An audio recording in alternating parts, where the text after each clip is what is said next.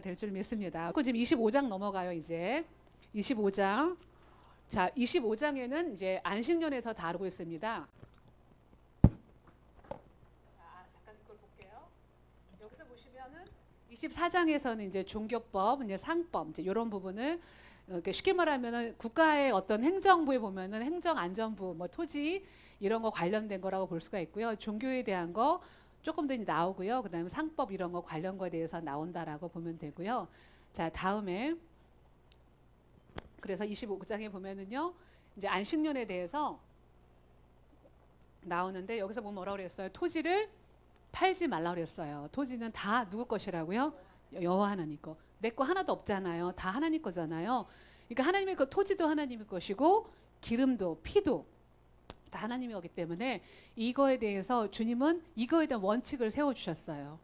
이것을 원칙을 세워주셨고 그래서 너희도 거류민이고 우리도 다 나그네와 같은 거잖아. 이 땅에 잠깐 왔다 가는 나그네이기 때문에 내 거라고 소유의 개념이 없어요. 그러니까는 뭐랄까 정말 그러니까 그 공산주의자들은요 아무도 땅을 가진 사람 가질 수 없잖아요. 그런데요 이 성경에서 말하는 이 정말 하나님의 사람들은 가난한 사람이 없는 거예요. 소유가 아니에요. 여기는 다 공평하게 나누는 그런 거기 때문에 여기에서 보면은 그러니까는 이게 없다라는 것을 이렇게 보게 돼요. 그래서 이 안식년 같은 경우 뭐라고 말하냐면 26년 동안에는 아니 아직 안 갔어요. 6년 동안에는 충분하게 이렇게 하고 그래서 사람들이 그럼 7년째 먹지 못하면 어떻게 합니까? 할 때 마지막 너희들이 내 말을 따르면 6년째는 3년 동안 먹을 수 있는 그러니까 3배의 소출을 주겠다 그랬어요. 그래서 원래는 7년째는 안식을 해야 되죠. 그러면 그 이듬해 파종을 하면 그때는 거두지 못해요. 그러면 3년 차에 거두게 되거든요. 그 기간에 먹을 것을 다 주겠다라고 말을 하고 있습니다. 그래서 하나님께서 여기서 이제 하고요. 그리고 그리고 이제 왜 안식년을 가져야 되냐면은 땅이 황폐돼요. 이제 우리가 왜 여러분 혹시 그거 아세요? 인삼 같은 경우도 6년간을 하고 나면은요 한 4, 5년간은 그 땅이 완전히 모든 땅에 있는 미네랄을 다 흡수한대요. 인삼이.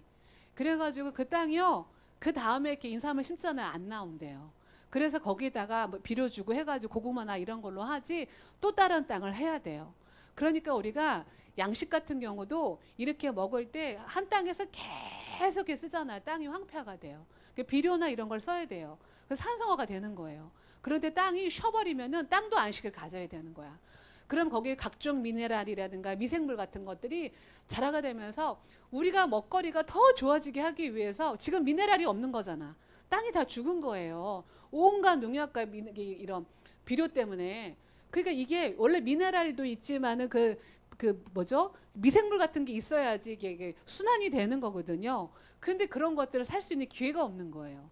그러니까 땅도 하나님의 것이 안식하는 게 누구를 위하다? 사실 우리를 위한 거예요. 우리를 위한 건데 그러면서 이렇게 말씀했는데 이제 인간이 이렇게 못하죠. 그러면 그 다음 페이지에 보면은요. 인류 역사상 가장 아름다운 토지개혁한 나라가 있어요.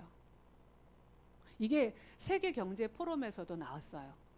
그리고 세계은행에서도 지난 100년간 토지정책과 그 다음에 경제정책이 맞물려 가지고 급성장했고 세계 유일한 기적을 이룬 나라가 어느 나라다? 대한민국이에요.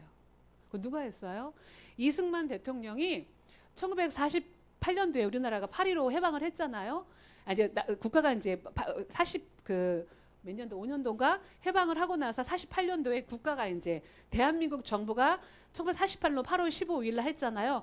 그 전에 7월 17일 날 법을 이렇게 제정한 거예요. 근데 거기에다가 뭐라고 했냐? 농지는 농민에게 분배하며 그 분배의 방법, 소유한도, 소유권의 모든 내용의 한계는 법률로 정한다. 자, 그러면은 원래 이승만이 굉장히 양반 가문이에요. 왕족이거든요. 왕족인데 이 사람이 정말 독실한 기독교인이 돼서 한성 감옥에 있을 때 기독교가 됐고 또 미국에 건너가서 더 깊이 있는 신앙 그리고 부인이 유대인이잖아요. 그러다 보니까 유대인이다 보니까는 이 원리를 훨씬 더 많이 안 거예요. 알아가지고 거기에서 감동받았던 게 바로 토지 정책이에요. 토지 정책이어가지고 어떻게 이걸 했냐면은요. 이승만이 유상 몰수를 한 거예요. 자, 그러면 그 당시에 80 거의 90% 가까이가 국민들의 거의 90% 이상이 다 소작농이에요. 지주에 의해서 사는 존재예요.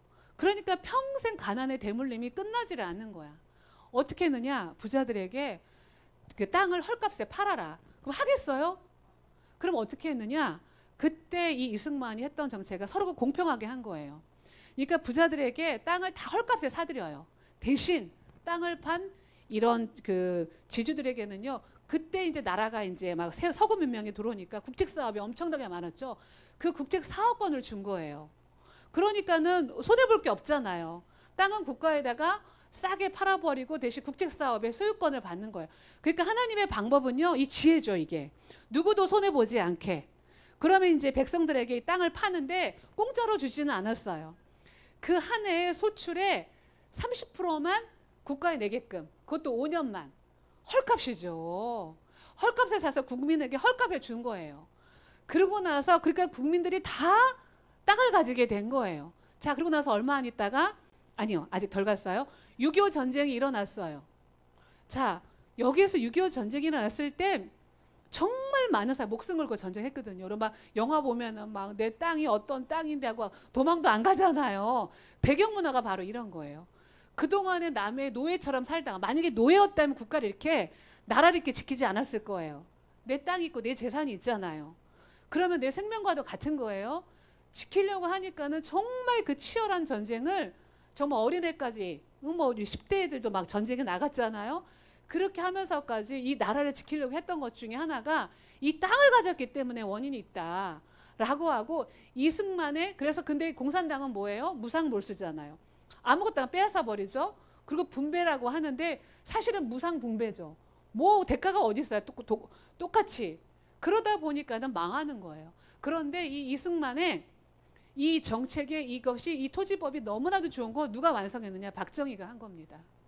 박정희 대통령이 여기서 하면서 어떤 것을 했냐면은 이걸 갖다가 완전히 제도화를 하고 하면서 굉장히 이제는 그래 우리나라가 막 그 경제 5개년 개발 이런 걸 하고 하면서 굉장히 이 토지법이나 이런 거에 대해서 더 정책적으로 만들어내면서 그래서 한강의 기정을 이룬 거예요. 그다음에 경제개발 5개월 뭐 서울 부산 이 도로뿐만 아니라 해가지고 이게 모든 정치인들은 다 반대했어요. 오로지 대통령 혼자 단독으로 밀고 간 거거든요. 그러니까 우리는 이러한 두 명의 지도자가 이 대한민국에 있는 건 위대한 이거는 정말 선물이에요.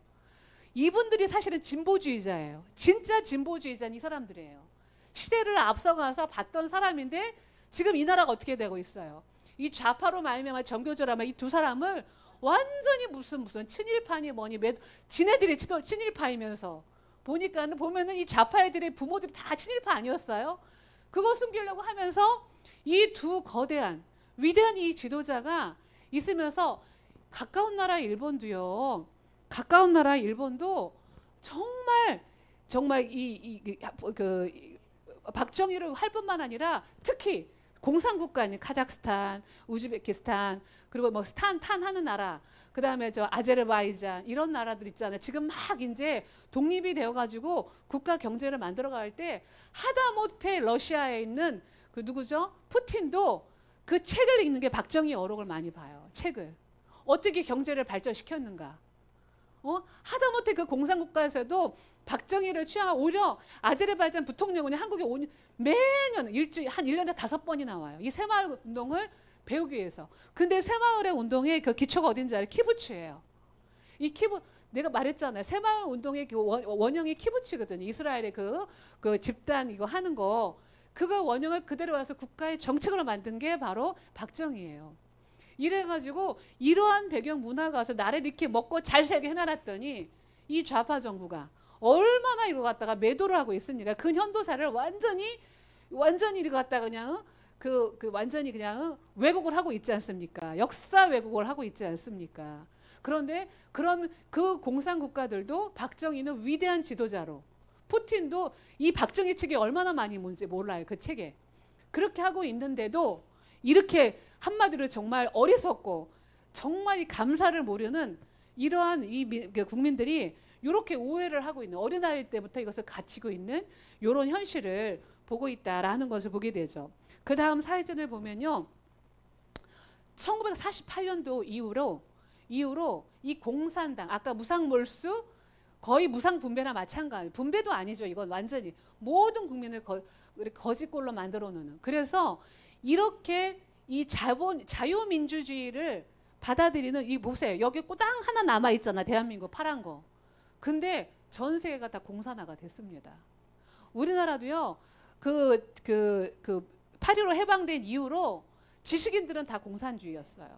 사실 우리나라의 거의 80~90%가 사실은 이 공산주의 사상이 미혹하기는 딱 좋거든요. 어머 공평, 아니 평등. 근데 성경에는요 평등 없습니다. 성경은요, 성경 어디에서 평등을 가리킵니까? 성경은 공평을 가리킵니다. 심은 대로 거둔다. 많이 심으면 많이 거두고 적게 심으면 적게 거두고. 이런 공평한 거죠. 누구도 손해보지. 아까 말했던 이승만이 정책을 할 때 그냥 무상몰수했나요? 그들에게도 이득을 줘야 될 거 아니에요. 그러니까 부자에게도 이득을 주면서 그러나 가난자에게 더 많은. 그러다 보니까 나라가 전체적으로 다 잘 살게 되는 거예요. 그러니까 이 레위기에 있는 이 말씀을 깊이 묵상하고 이해를 한 거예요. 이것을 그대로 어느 나라도 이런 토지 정책을 국가적으로 한 나라는 없었어요. 근데 대한민국이 이승만 대통령이, 박정희 대통령이 이것을 법적으로 하면서 우리나라가 이렇게, 정말 우리나라가 전쟁 끝났을 때는요, 저기 뭐 필리핀이 뭐예요? 그때는 필리핀은 선진국이었습니다. 그리고요, 뭐 얼마나 그 아프리카 가난한 나라들, 그런 나라보다 못 살았어요. 전 세계 한 200여 나라에서 198인가 그랬어요. 굉장히 거지 같은 나라였었어요. 이런 나라를 이 두 대통령으로 말미암아서 이렇게 잘 살게 됐던 게 뭐 때문이다? 이 토지 정책. 그게 바로 레위기 25장에 있는 이 안식년, 이것을 갖다 그대로 적용했다라는 거죠.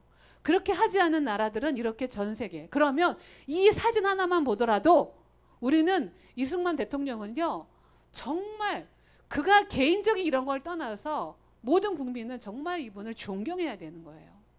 그래서 자유민주주의라는 것을 받아들였기 때문에, 기독교 사상에 근거한 자유민주주의를 받아들였기 때문에 우리나라 이렇게 된 거예요. 그리고 이것을 미국이 지금 함께 연합을 해서 보호를 하고 있는 거잖아요. 그런데 주한미군 철수해라 이렇게 하는 거, 굉장히 이것은 사악한 제도라는 것을 다시 한 번 더 보게 되는 거죠. 자, 그 다음에 25장에 또 희년을 말하고 있습니다. 희년은 뭐예요? 모든 것들이 탕감되는 거예요. 이제는 49년조가, 그러니까는 대속죄절, 그러니까 7년씩 안식년을 7번 하면은 49년이잖아요. 49년째가 되는 대속죄절 날부터 해서 50년째가 된 대속죄절까지가 희년이에요. 그 희년에는요, 이제는요, 완전 탕감이에요. 노예도 탕감이 되고, 내가 남에게 집을 다 팔았어. 돈이 없어서. 그래도 내 집으로 돌아와요. 내 땅으로 돌아와요. 모든 것들이 탕감이 돼요. 노예가 모든 거에서 완벽한 자유. 아까 토지는 하나님 것이기 때문에 다 줘야 된다고 그러죠. 이게 법이에요. 그래서 이 주빌리가 뭐예요? 주빌리라는 게 탕감이라는 거예요. 이게 희년에서 근거해요. 우리 주빌리 교회도 있고 주빌리 운동을 많이 하잖아요. 이게 바로 희년. 레위기 25장에 있는 이거 모든 청산하자라는 이 운동으로 했는데, 한번 1996년도에 한 4년간 이 주빌리 운동을 했었어요. 그러니까 전 세계 가난한 나라, 이 부채를 다 탕감하자. 근데 처음에는 이게 뭐 나라가 뭐 그걸 해요? 기업들이 해요? 그런데 이제 정말 정치적으로나 또 연예인들 중에 유명한 사람들, 기업이 유명해서 동참하기 시작하니까 국가들이 막 이렇게 하면서 많이 그때 한 4년 동안 하다가 이게 나중에는 유지는 못 됐어요. 한 2000년도에 폐지는 됐거든요. 근데 그 주빌리 운동이라는 게 뭐냐? 아까 우리가 그랬잖아요. 하나님은 전 세계 인구가 다 먹게끔 다 만들어 놨다고. 공평하게. 그러니까는 이승만과 같은 이 개혁적인 게 일어나야 돼. 다 서로가 공평하게. 그러니까 누구만 일부러 손해를 보면은 안 되죠. 근데 공산당은 빼짜라는 거잖아요.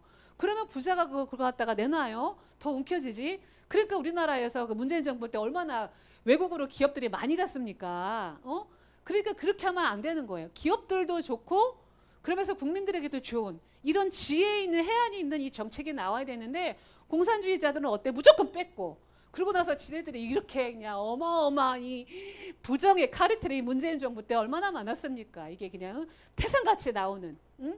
더 타락한 이러한 것들이 나올 수밖에 없는 거예요. 제가 그러다 보니까는 이런 주빌리 운동을 했던 운동들이 일어나게 돼서 그래서 우리 한번 이 말씀을 볼까요? 모든 예배에 활력을 불어넣는 것은 돈이다 하는 거예요. 자선인 거예요. 이 행위를 통해 우리는 하나님과 이웃에게 도달한다. 모든 예배는 경제적 부를 최대한 널리 배분함으로써 효력을 얻는다 그랬어요. 자, 우리가 어떤 목사님이 이런 얘기를 했어요. 우리가 이제 교회에서 왜 바자회 하잖아. 바자회 하는 데는 가난한 사람들은 돈이 없으니까 몸으로 때워도 돼. 봉사를 해야 될 거 아니야. 근데 부자도 앞치마 두르고 나와서 한다는 거야. 앞치마 두르고 부자는 돈을 내놓으라는 거야. 돈을 내놔야 돈 있으면 돈으로 해야 되는데 똑같이 앞치마 입고 가서 잘못됐다는 거죠. 나 그 맞다고 봐요. 그 설교도 막 웃었어요. 똑같이 그냥 여기는 거야. 그러니까 모든 예배에는 돈이 들어가. 여러분, 근데 하나님이 돈이 필요해요? 하나님이 돈을 받아요? 내가 어떤 영상을 봤는데 어떤 그 노인이 부엉이 있잖아요. 부엉이를 살려냈어요. 2마리를. 어떻게 뭐 죽을 위기는 살려냈어요. 근데 부엉이가 보온을 한다고 가지고 온 게 뱀, 쥐. 부엉이한테는 뱀과 쥐가 최고야. 사람이 자고 있는데 막 쥐를 물어다 주고 뱀을 물어다 놓고. 인간의 돈이라는 게 하나님 앞에 그런 꼴 아닌가요? 그럼 돈은 누가 필요한 거예요? 사역하기엔 통로로 많이 필요한 거예요. 사람이 필요한 거죠. 근데 이 사역에 얼마나 많은 용도가 필요합니까? 부자는 돈을 내놔야 되는 거고 없는 사람은 그걸 못 내놓으니까 몸으로 봉사를 하는 거예요. 근데 이걸 부자다, 가난한 자나 똑같이 앞치마 두르고 그건 모양이 아름답지가 않죠. 맞죠? 자, 그렇다라는 거. 자, 그래서 그 다음 페이지 우리 다 같이 읽어보겠습니다.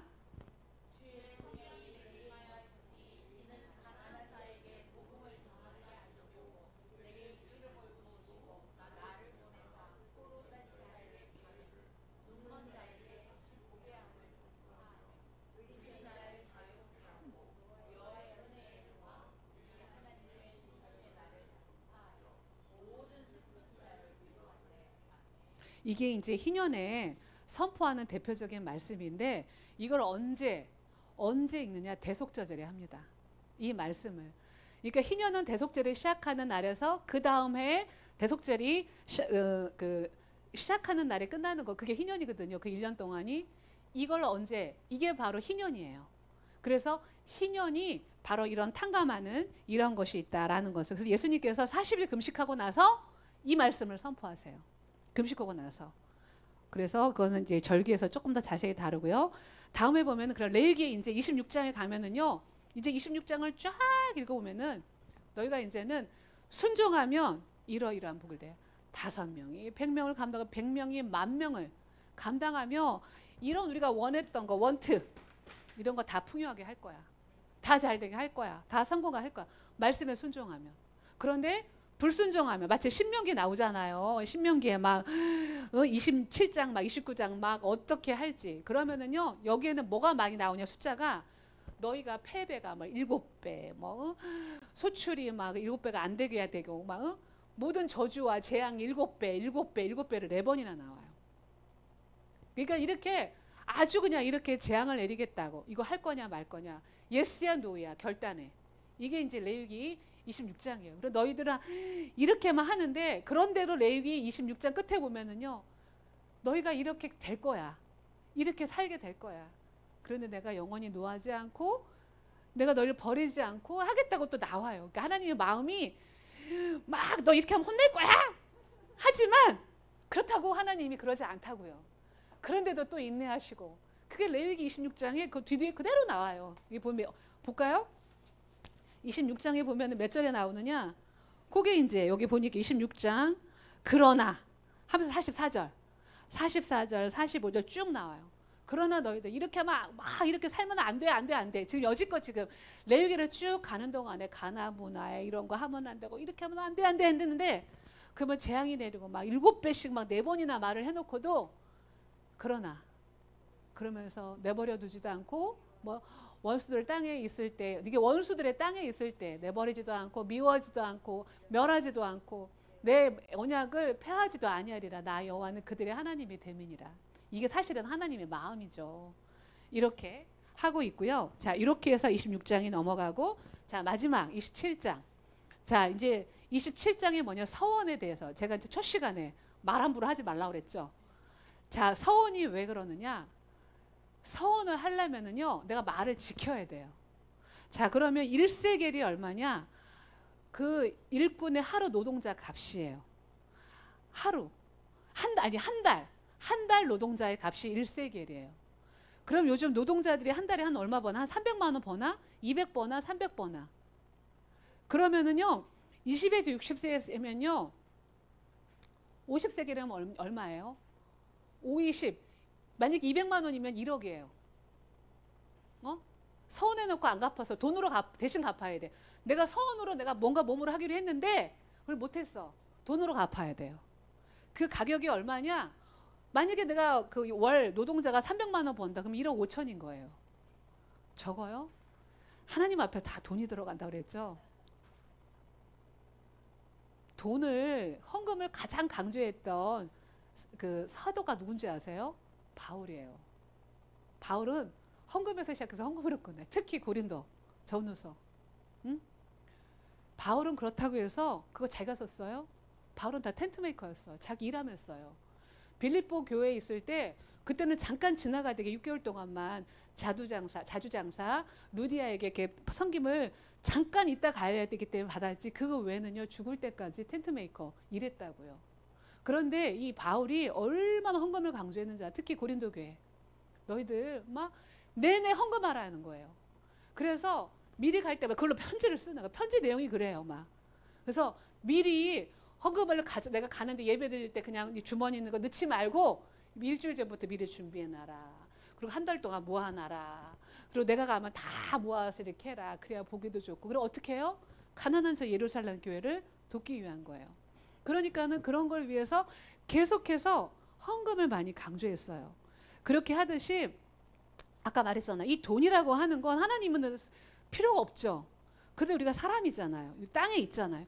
육체의 땅을 밟고 있잖아요. 일이라는 게 필요하고 사람에게 돈이 필요하고 이것도 교회를 운영하는 교회에게도 돈이 필요하고 선교도 많이 필요해요. 그러니까 거기에 헌금하고 하는 것들은 귀한 거예요. 그래서 여기에서 이렇게 서운해놓고 안 지켰어. 그럼 50세겔. 1개월짜리가 뭘 알아. 1개월짜리가. 그 부모가 서운했겠지. 내 자식을 바치겠나이다 하고서. 그러면 1개월에서 5세겔만 해도 이게 몇백만 원, 1,000만 원이 넘어요. 이게 5, 35. 그래도 1,500만 원. 이 1개월짜리가 1,000만 원이 넘게 내야 돼요. 그럼 말을 하지 마. 서원을 하지 마. 그래서 이 서원은 다 말하는 것은 그 나를 따져보고서, 그러니까 우리가 서원을 함부로 하는 게 아니다. 몸으로 하든가 돈으로 떼우든가. 근데 돈으로 떼우는 돈이 이만큼의 엄청난 양이다. 이거 누가 말했어요? 성경이, 레위기가 가르치고 있는 거예요. 그래서 누가 그렇게 했죠? 그 한나가 사무엘을 서운했잖아요. 젖대고 나서 바로 그냥 바쳤잖아요. 아들을 바쳐버렸잖아요. 그런 거예요. 서원은 지켜야 돼요. 그리고 입다가 첫 번째 나온 자를 번제를 드리겠다고 했죠. 사실 그 인신제사는 안 돼요. 근데 아까 유대인들은, 이게 히브리인들은요, 이 서원이 어떤 건지를 알아요. 우리는 너무나 헛된 맹설을 많이 하니까 이 감각이 없어. 나병처럼 감각이 없으니까 그냥 은혜로 넘어가. 근데 유대인들이 이게 뭔지를 아는 거예요. 자기 딸을 바쳤잖아요. 첫 번째 나왔던 게. 이게 무서운 거예요, 이렇게. 이게. 그래서 서원을 함부로 하지 말아라. 그래서 27장에 보면 다 같이 한번 읽어볼까요? 시작.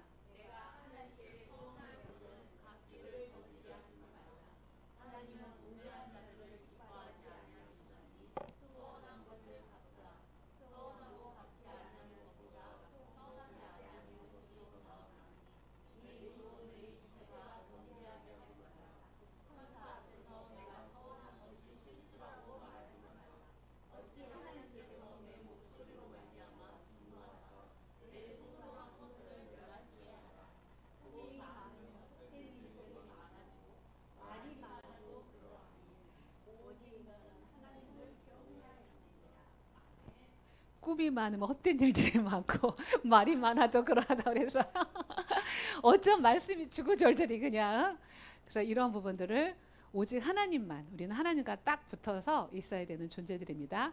자, 그러면은 레위기 27장까지 이렇게 전체적으로 한번 훑었고요. 이제 남은 게 이제 절기예요. 절기는 잠깐 우리 5분만 했다. 왜냐면 교체를 해야 되니까 PPT를 교체하고 5분 동안 잠깐만. 이걸 또 화면이 또 바뀌니까 아니 바로 껐다가 어떻게 할까요? 네, 자 이렇게 하고요. 절기를 조금 나가야 돼요.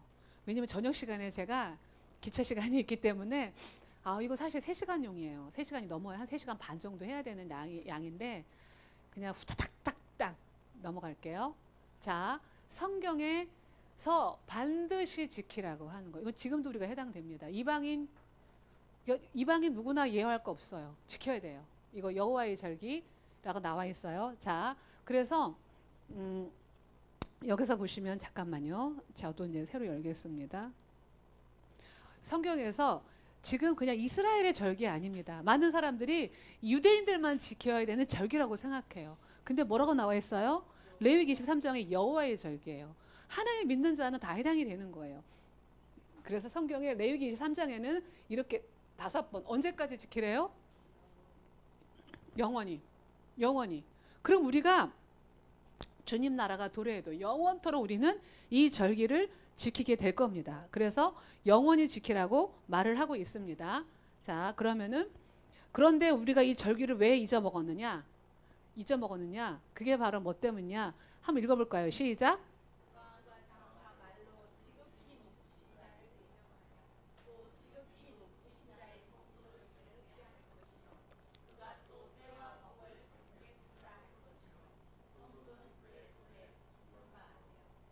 이 절기가 예수님의 초림도 절기를 따라왔지만 재림도 그렇습니다. 그러면 예수님이 재림하시면 마귀와 그 군속들은요 완전 박멸이에요. 영적인 거예요. 그래서 이 시간을 꼬아버렸어요. 저게 콘스탄티 덴제 그때가 이제 기독교를 공인하고서부터가 문제예요. 콘스탄티 황제가 기독교를 이용해서 정치적으로 이용해서 기독교를 공인했지 그는 태양신 숭배 사상자였어요. 죽을 때까지 거의. 그래서 그러다 보니 이게 이제 그동안 태양신 숭배했던 것을 그대로 본따서 이름만 바꿔서 기독교로 바꾼 거예요. 사실은 교회당이 클 필요가 없습니다. 성경에 나오는 교회는 다 작아요. 바울이 교회를 개척했잖아요. 많아요. 25명, 30명이에요. 그냥 공동체예요. 이렇게 대형화가 되는 건 다 태양신 숭배에서 나온 거예요. 대형교회는 성경에 있는 교회가 아니에요. 그리고 막 이렇게 강대상 있잖아요. 이렇게 쫙 있고 막 있잖아요. 태양신 숭배상 신전이 다 그렇게 생겼어요. 그거에다가 이름만 바꿔요. 자, 예수님의 성경에서 예수님 태어난 날 기념하라고 나와 있나요? 죽은 날, 그 6월절을 기념하면 태어난 언제인지도 몰라요. 그거 기념하라고 하지 않았어요. 근데 우리가 왜 크리스마스가 나와야 되죠? 크리스마스가 원래 태양신을 했던 그 바알 있잖아. 바알의 아들 이름이 담무스예요. 담무스의 생일이에요. 24일, 25일이. 그러니까는 그것을 여지껏 그 담무스의 생일을 기념했던 날짜예요. 그런데 여기 보니까 예수님이 하나님의 아들이래. 그러니까는 생일을 몰라? 그 이름을 바꾼 거예요. 그래서 나온 게 크리스마스예요. 그럼 우리 크리스마스 지켜야 돼 말아야 돼요? 우리가 절기라는 책을 보면은요, 완전히 기독교의 성경에 없는 것들로 무슨 24절기에서 나와 있어요. 엉뚱하게.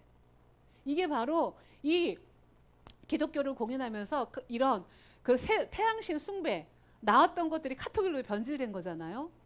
구교도 아니죠. 우리는 구교 신교하는데 그렇게 말하면 안 돼요. 잘못된 신앙이에요. 출발점이 카톨릭은 태양신에서 나온 거예요. 지금 사제들이나 이런 사람 다 뭐 태양 뭐 이렇게 막 이따만한 거 들고 다니잖아요. 그건 이방이죠. 이방 종교죠. 물론 거기에는 정말 뭐 어거스틴이나 몇몇 이런 사람들처럼 그러한 또 신실한 사람들도 나오기도 했지만 그렇지만 거기는 정말 적죠. 그래서 그러다가 보니까는 이제 막 너도나돌 곳이 기독교인들이 이게 그 카타콤에 있다가 나오는데 문제는 유대인들 기독교인이 문제인 거예요. 와서 보니까 절기가 다 바뀌는 거야. 날짜가 없는 것들이 있는 거야. 그런데 유대인들은 이거 지킬 수 없어요. 이건 목숨과도 같은 거예요. 안 지키니까는 이제부터 법으로. 그러다가 6세기, 5세기, 6세기를 지나가면서 나중에는 막 이렇게 투쟁을 했겠죠. 국가적으로. 그리고 막 이렇게 탄압을 했겠죠. 나중에는 사형으로. 그러다 보니까 이제는 유대인들과 유대인 기독교인들이 이 절기가 완전히 폐해지게 되니까 다 카타콤으로 다시 들어가야 되게 되는 거예요. 그러고 나서 이 유대인들이 이제 따로따로 이제 공동체로 살게 되는, 그러다 보니까 이들이 그들만이 지키는 마치 그런 걸로 전유밀이 됐던 거예요. 그러니까는 기독교사에서 이 이스라엘이 회복이 되기 전까지는 이 진리가 교회 가운데 있지 않은 거예요. 그리고 여기서 보면은요, 여기서 이제 그 병계 보면, 다음에 보면 이 세상은 이방 사람들의 날과 스케줄 밑에서 노예가 되고 있어요. 또 기독교는 성경에 없는 이방인들의 날과 절기 스케줄 밑에 그 예배하는 노예가 되고 있다라는 거죠. 그래서 이 하나님의 이 절기가 뭔지를 몰라요. 그러면 우리가 이 부활절도 잘못된 거예요. 우리가 부활절에 뭘 먹죠? 성경에 나와 있어요. 계란 삶아 먹으러가 나와 있나요? 근데 왜 교회에서 계란을 삶아 먹어요? 다 해왔으니까. 근데 그 왜 계란을 삶아 먹는지도 모르고 계란을 삶아 먹어요. 부활이니까. 아닙니다. 이게요, 그때 태양신 숭배할 때 그 아까 바알과 아세라로 했잖아요. 아세라의 또 다른 이름은 이스터예요. 이게 나란 때마다 비너스 이렇게 이름이 다 여신이 바뀐 것 뿐이에요. 아세라, 뭐 아데미 이렇게 이름이 바뀌었을 뿐이에요. 그러면은 이스터라는 그 여신이 4월달 되면 그때가 농번기예요. 농번기면 풍요와 다산을 강구하면서 이렇게 계란을 이렇게 알을 낳잖아요. 그러면 이런 풍요를 원하면서 계란을 삶아 먹었던 이방의 종교에 이게 그 풍습이었었어요. 그것을 그대로 이거 카톨릭이 이걸 하면서 그들이 해왔던 그 문화를 그대로 교회를 끌고 온 거예요. 교회를 끌고 와서 어느 순간인가 너도 나도 그 계란을 삶아 먹어요. 하면 안 돼요. 자, 그런데 더 놀라운 건 땅입니다. 전 세계 52개의 기후가 다 이 땅에 있습니다. 그 조그마한 땅에. 여기는요, 우리가 보통 2모작 하잖아요. 막 5모작, 6모작도 돼요. 땅이 그렇게 비옥합니다. 몇 번이나 써먹을 수 있어요. 그리고 전 세계 52개의 기후와 지리 환경이 있어요. 북쪽으로 하면 아주 그냥 풍성해요. 갈릴리 쪽에는 막 이런 곡창지대가 없어. 근데 또 남쪽으로 가면 유대광야가 그냥 완전히 그냥 허벌판. 그런 거에 여러 가지 그 기후가 있고 정말 적과 꿀이 흐르는 땅인 걸 보게 되죠. 자, 그래서 다음에 보면은요, 이 땅이 이렇게 이스라엘 여기 지도에도 있는데 보시면 좌측에는 지중해가 있죠. 그 다음에 동쪽으로는 아라비아 사막이 있습니다. 그래서 여기서 보시면은 여기서 보면은요, 이렇게 그 서풍이라고 하죠. 지중해에서 바람이 이렇게 불면은 그때는 우기가 돼요. 그런데 아라비아에서 이렇게 바람이 불게 되면은 그때는 건기가 됩니다. 근데 건기가 훨씬 더 많죠. 아라비아 기후가 워낙에 강하다 보니까. 그렇게 해서 쭉쭉 넘어가 보세요. 그래서 서풍이 불게 되면은 그때는 이제 우리가 겨울이 와요. 우리가 흔히 말하는 겨울이라고 그러고요. 동쪽에서 바람이 불면 여름, 건기가 오고요. 북쪽에서도 오는데 짧아요. 이 겨울과 이 가을이라고 하는 그것은 짧게 이제 간다라는 거, 거의 여름이 많죠. 여름이 많다라는 걸 보게 되는 그런 기후로 되어 있고요. 그래서 이제 이 바람이 불 때 이걸 성경에서 비유를 했죠. 우리 한번 여러분들 읽어보세요. 시작.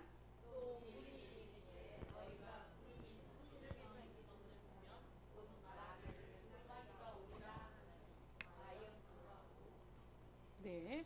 그 다음에 55절에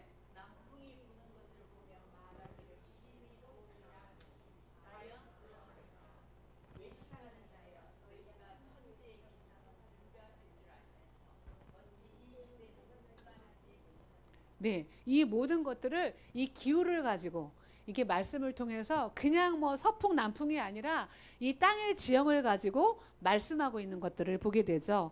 자, 이렇게 한다라는 걸 보게 되고요. 자, 그 다음에 보면은요, 이게 이스라엘을 이제 보면은요, 저 위쪽에는 헐몬산이 있고 그 옆에는 골란고원이 있죠. 그 다음에 이제 길라산이 있고 저쪽은 다 이제 요르단 지역이에요. 암몬, 모압.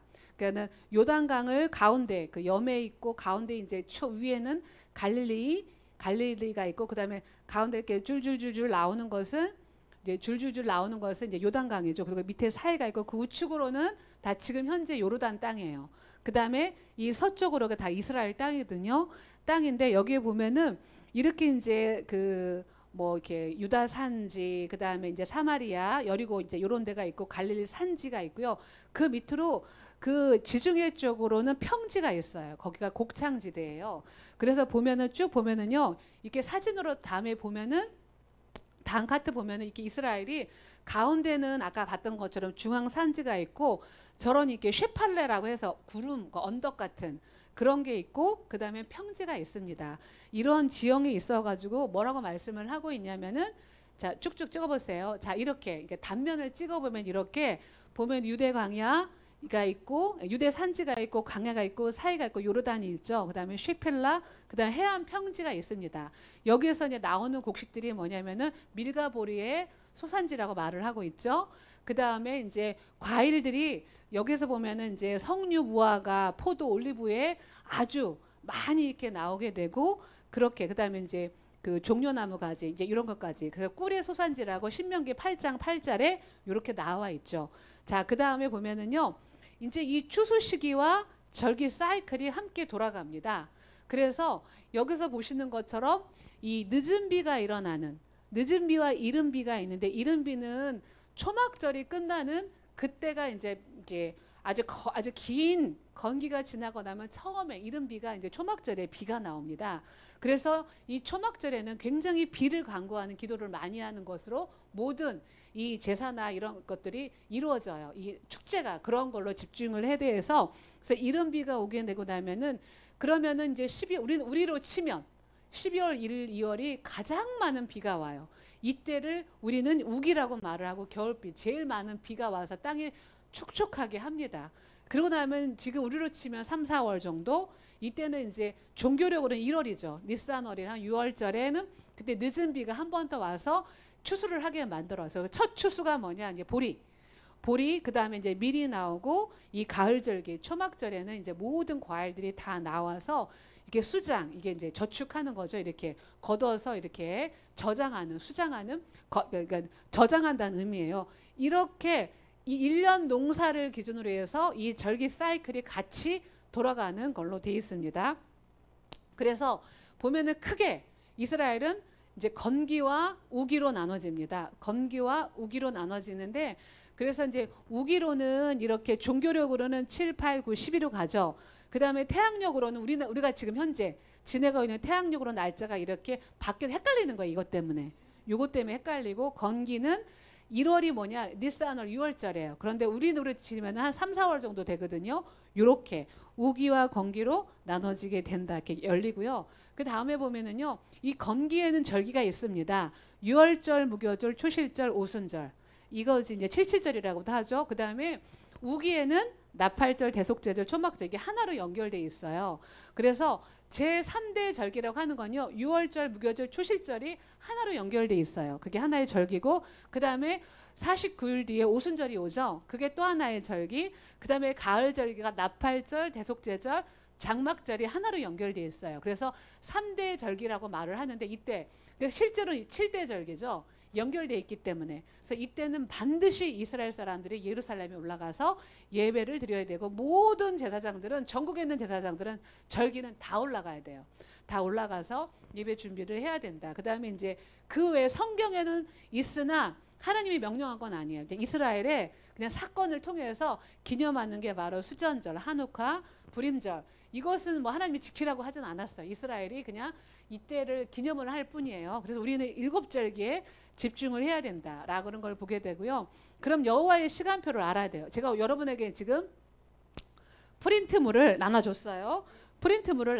이게 이제 제가 지금 설명하는 걸 저는 지금 빠르게 나갔는데 아주 자세하게 돼 있어요. 그러니까 여러분 그것만 보더라도 애지간하면 공부가 다 될 거예요.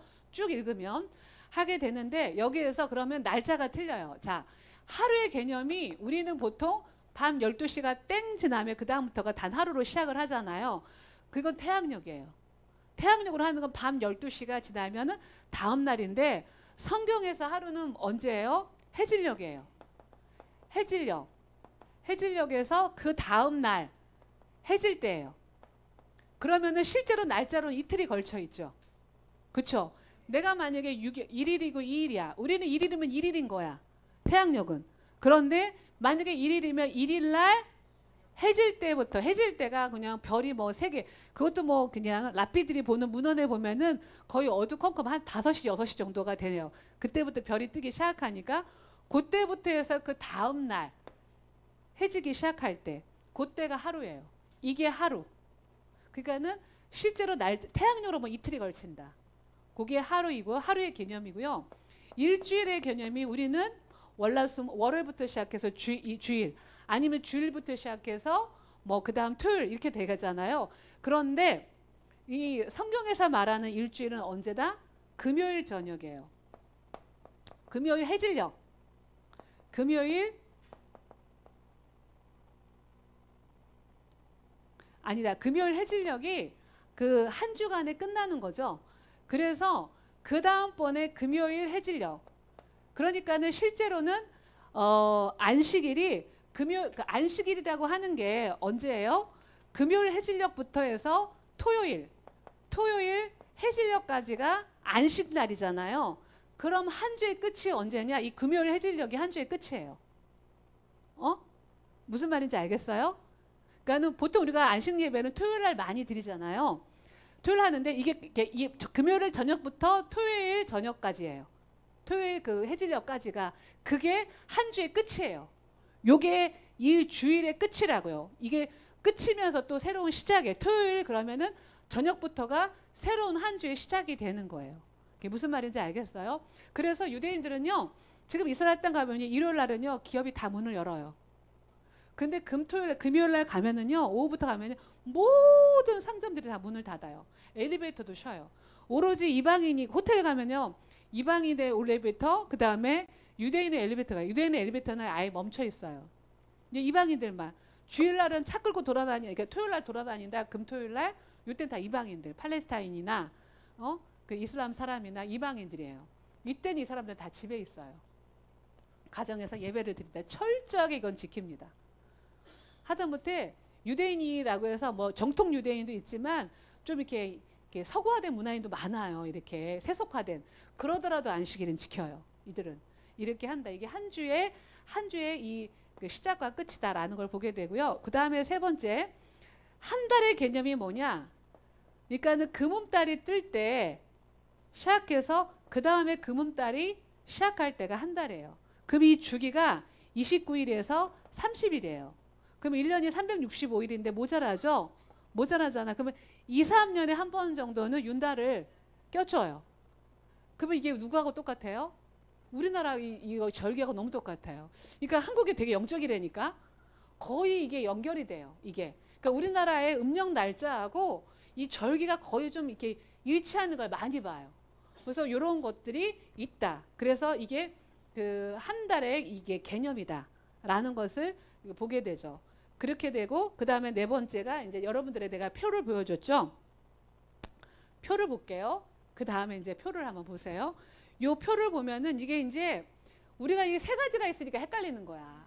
여러분 표에 있어. 여러분에게는 학생들에게는 지금 제가 이제 이게 PPT가 있으니까 자 종교력이 뭐고 민간력이 뭐고 태양력이 뭐냐는 거죠. 자 그러면은 태양력은 아까 이 태양력을 만든 자가 누구냐면은요. 그 율리우스 시저 있죠. 사실은 옥타비아누스가 로마를 이렇게 통일해가지고 일대 황제인데 먼저 그 이전에 클레오파트라의 남편 있잖아요.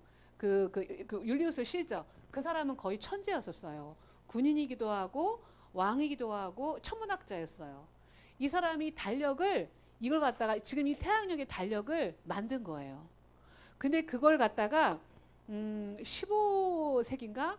그때 갑자기 기억이 안 나는데 어떤 교황이 있어요. 그 사람이 이걸 갖다가 조금 고쳐가지고 만들어 놓은 게 15세기경에 16세기인가 1500 몇 년도인가 그 날짜를 제가 까먹었는데 어쨌든 그 한 교황이 이걸 갖다가 율리우스 시저가 만들었던 그 달력을 조금 수정해서 만들어 놨던 게 지금 전 세계가 그레고리안 황제. 그레고리의 달력으로 만들어 놓은 거예요. 그래서 지금 오늘이 며칠이에요? 22년 11월 1일이잖아요. 그게 바로 태양력인 거예요. 태양력으로. 그래서 이 날짜를 전 세계가 공룡화가 돼버렸죠. 그러니까는 하나님의 시간표를 알 수가 없는 거예요. 이걸 기준으로 모든 사이클이 다 돌아가니까. 그런데 지금 이건 태양력의 날짜가 있죠. 자, 그러면은 민간력은 뭐냐? 창세기 1장부터 출애굽기 그 12장 이제 출애굽 탈출할 때잖아요. 12장 그 1절까지는 다 민간력이에요. 성경도 그렇게 기록이 돼 있어요. 민간력은 그러니까는 아담을 창조할 때부터 원래 이제 히브리인들이 계속 지켜왔던 시간표예요. 그랬는데 하나님께서 출애굽을 할 때 날짜를 바꾸세요. 여기서 보시면 제가 종이 하나를 줘 보실래요?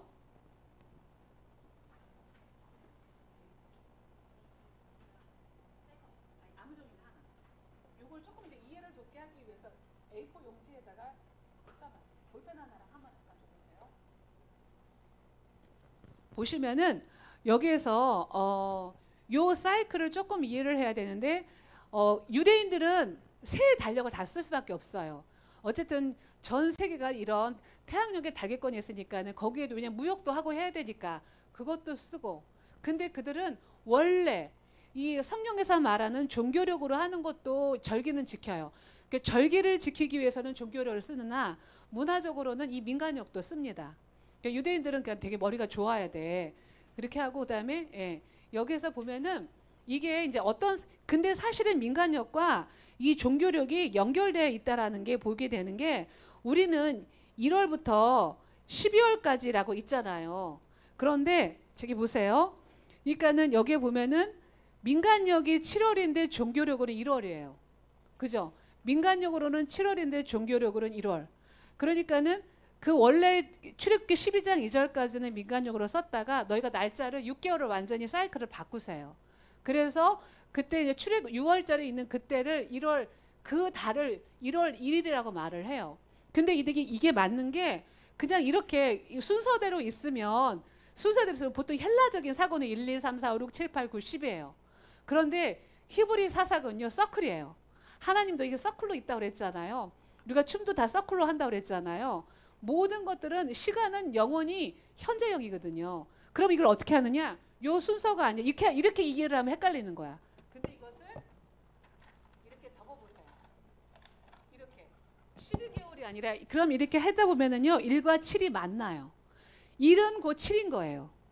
이렇게. 그러니까는 이것을 갖다가 사실은 다른 게 아니라 1은 7이 되는 거죠. 그죠? 이렇게 하다 보면은. 그래서 요런 주기가 사실은 그래서 6개월 단위다. 이 절기를 할 때 이게 6개월 단위로 바뀌어야 되는 게 맞다.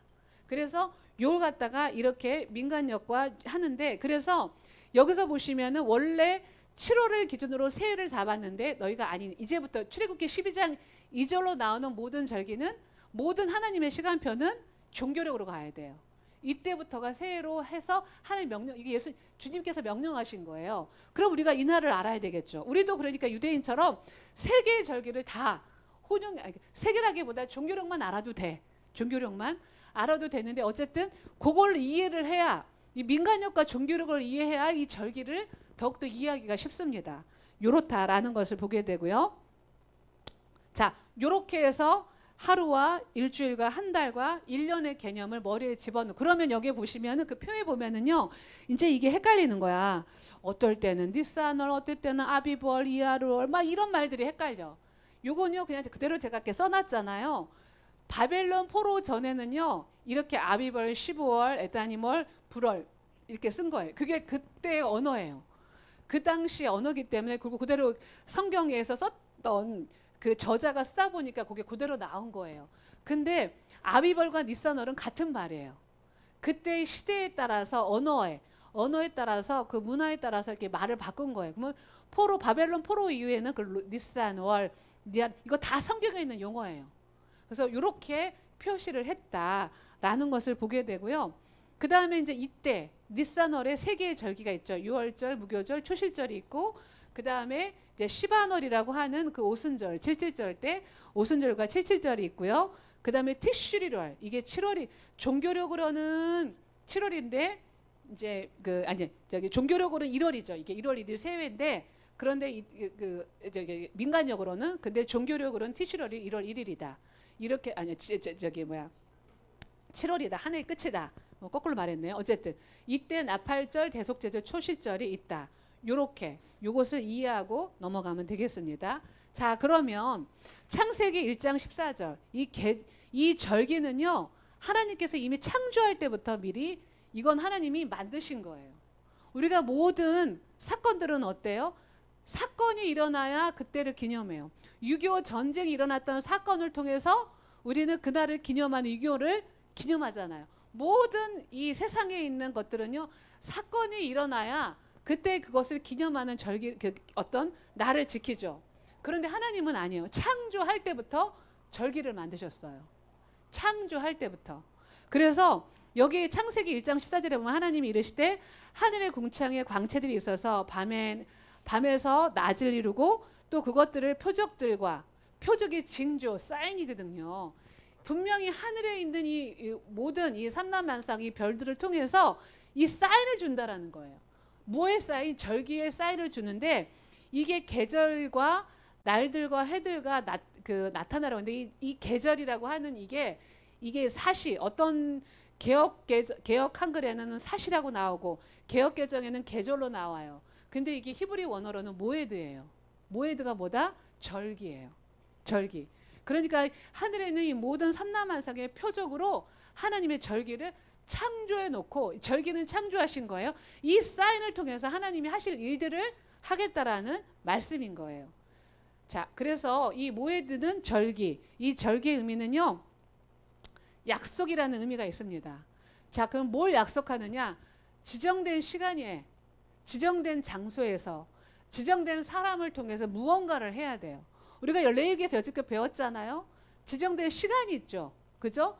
그 시간에 안식일이고 뭐 월삭이고 절기를 지키라는 거예요. 그거 하나님이 명령한 거예요. 그거 빼도 박도 못하는 거예요. 장소는 어디예요? 예루살렘 성전. 성전이라는 거 누구를 통해서? 제사장을 통해서 해야 되는 거예요. 그래서 여기에서 이 회막이 모에드, 오헬, 이 뜻이 회막, 이게 성막이잖아요. 성막. 성전 성막이잖아요. 이 회막이 다른 말이잖아요. 그러한 거에서 바로 이러한 절기를 지키라는 의미가 있고, 그 다음 반드시 절기는 거룩한 성회로 모이라고 그랬어요. 성회는 뭐예요? 미크라라는 히브리 단어인데요. 이 성회는 총연습이라는 뜻이 있어요. 그러니까는 내가 정해진 시간에, 정해진 공간에서, 정해진 사람을 통해서 이 예배를 드려야 되는데, 이건 어떻게 해야 된다? 전체가 다 회중이 모여서 연습을 해야 돼. 이 연습이 뭐다? 언젠가 이 실존이 오는 그분을 향해서 리허설을 하는 거예요. 매년마다 이것을, 이 3대 절기를 직하면서 연습을 하는 거예요. 이 실존이 누구예요? 이 실체가 누구예요? 예수 그리스도예요. 그분을 만나기 위해서 하는 거예요. 그래서 이때는 우리가 그렇게 바라는 메시아가 오기 때문에 이때는 축제의 날인 거예요. 그래서 하그가 뭐예요? 빙빌돌다, 기뻐하다, 춤추다. 절기는 기쁨의 절기가 되는 거예요. 이렇게 하라는 말이 있죠. 그 다음에 우리 안식일까지만 하고 말하겠습니다. 여러분, 모든 절기는 다 안식일입니다. 이렇게 금요일, 토요일 있는 이때만, 안식 예배만 안식일이 아니에요. 모든 절기는 다 근본적으로 안식일이에요. 모든 절기는 안식일이고요. 그러면은 뭐 유월절, 초실절, 초막절, 이 모든 건 다 안식일이에요. 월삭도 안식일이에요. 그 다음에 이렇게 정해진 일주일에 한 번 있는 것도 안식이에요.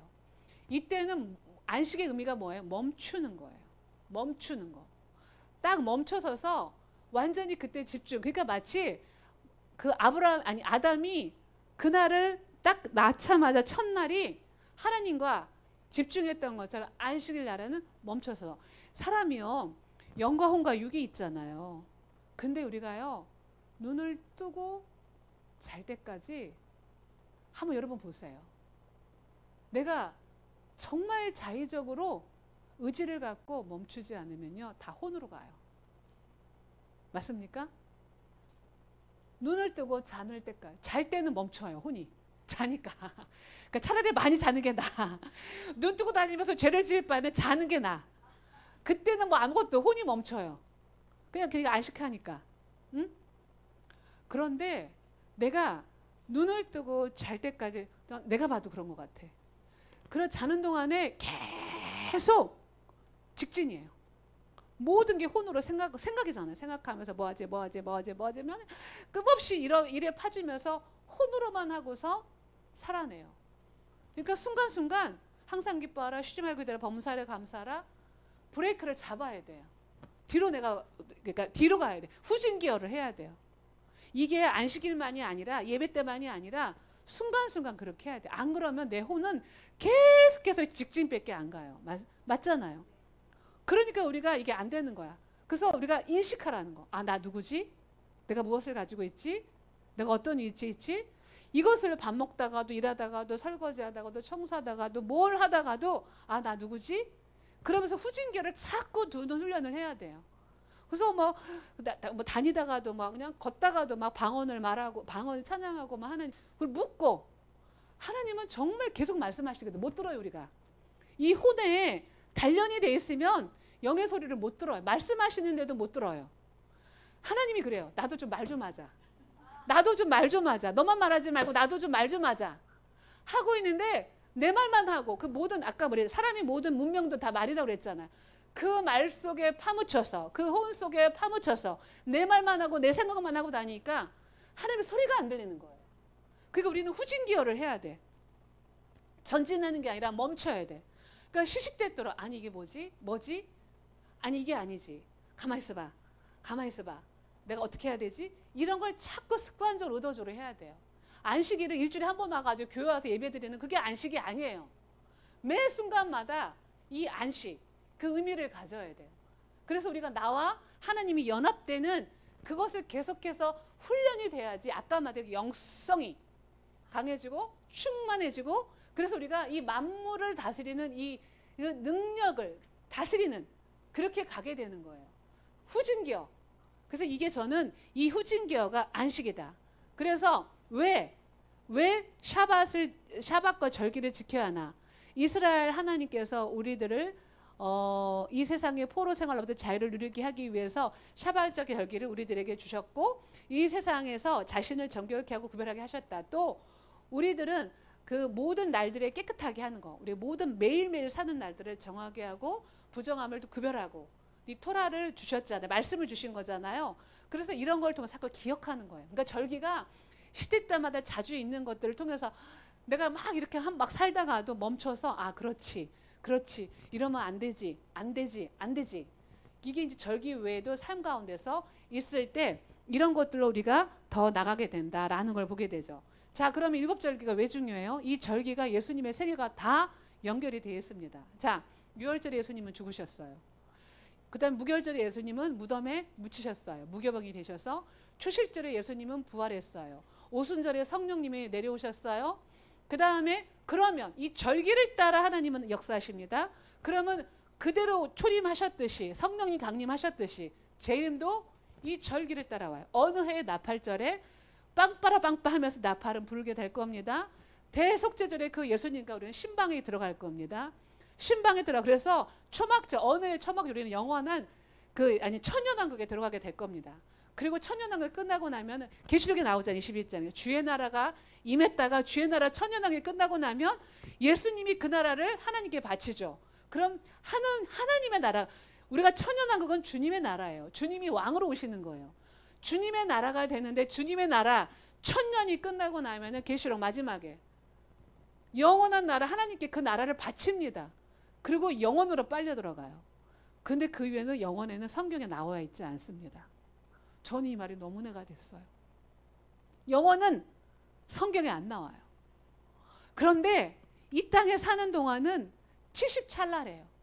그냥 팽팽하게 이렇게 고무줄을 이렇게 딱 해놔서 아주 팽팽한 했어. 그냥 똑 끊어. 그게 1찰나래요. 근데 우리 인생이 영혼에 비하면 그게 70분의 1도 안 된다는 거예요. 여기 무슨 목숨을 걸고 살아요. 근데 우리는 그 하나님 나라 들어가면 영원한 영생은요 성경에 나와 있지 않았어요. 저는 너무너무 궁금해요. 너무너무 그리워요 그게. 그러니까 우리의 아까 이 가치관이 우주관을 넘어서 정말 영생하는 그것을 높은 경지에 바라보고 우리가 정말 하나님 보자 보좌에 계신 하나님과 정말 맞대면하면서 영원히 말씀과 그 예배를 드리는 그때를 살아보자고요. 그것을 우리가 준비를 하자고요. 그래서 그러한 것으로 우리가 이 절기를 바라보면 좋겠다라는 걸 보게 되고요. 그럼 여호와의 7절기의 사이클이 그 다음 페이지에 보면 이렇게 나와 있죠. 자, 지금 이제 날짜로 이렇게 나와 있죠. 날짜로 보면은 저게 조금 제가 고쳐야 되겠네요. 이게 화면이 이게 도수가 안 맞아서 하는 쪽을 앞에를 갖추겠습니다. 여기에 보면은요, 1월 14일 6월절로 기점으로 해가지고 그 오순절 3월 6일까지가 봄절기라고 그러죠. 예수님의 초림이에요. 그 다음에 7월 1일부터 7월 이제 22일까지예요. 날짜로는 7월 22일까지가 바로 예수님의 이 재림하는 그 기간, 초림과 재림이 연결되어 있다. 그래서 봄절기, 가을절기 이렇게 해서 들어가겠습니다. 그러면은 여기까지 하고 저녁 식사를 하신 다음에 그 다음에 마지막 절기를 빠르게 나가야 되겠습니다. 네, 이상.